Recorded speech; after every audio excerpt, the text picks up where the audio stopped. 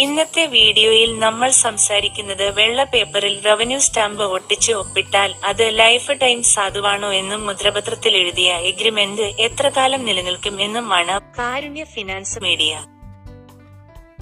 ആദ്യം മനസ്സിലാക്കേണ്ടത് revenue stamp വെറും സ്റ്റാമ്പ് ഡ്യൂട്ടി അടച്ചതായി കാണിക്കുന്നതിനുള്ളതാണ്. അത് മാത്രം ഒരു കരാറിന് ലൈഫ് ടൈം നിയമബലം നൽകുന്നില്ല.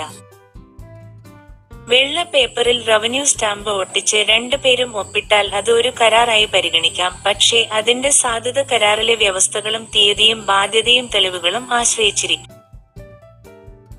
ലൈഫ് ടൈം വാലിഡിറ്റി എന്നൊരു പ്രത്യേക നിയമപരമായ കാലാവധിയുള്ള കരാർ നടപ്പാക്കാൻ സാധാരണയായി ലിമിറ്റേഷൻ ആക്ട് പ്രകാരം 3 വർഷത്തിനുള്ളിൽ കേസ് കൊടുക്കണം. കടം വീണ്ടെടുക്കൽ പോലുള്ള കാര്യങ്ങളിൽ ഇത് ബാധകമാണ്.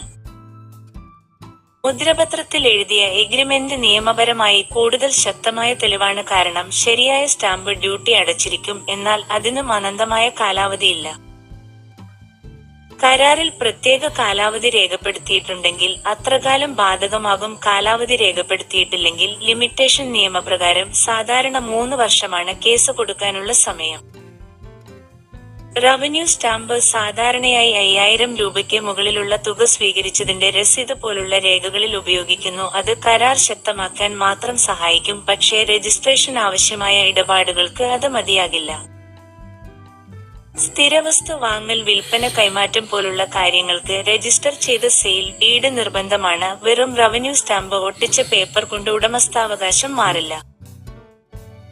അതിനാൽ വലിയ സാമ്പത്തിക ഇടപാടുകൾ ചെയ്യുമ്പോൾ ശരിയായ മുദ്രപത്രം ഉപയോഗിക്കുകയും ആവശ്യമെങ്കിൽ രജിസ്റ്റർ ചെയ്യുകയും ചെയ്യണം. നിയമോപദേശം തേടുന്നത് സുരക്ഷിതമാണ്.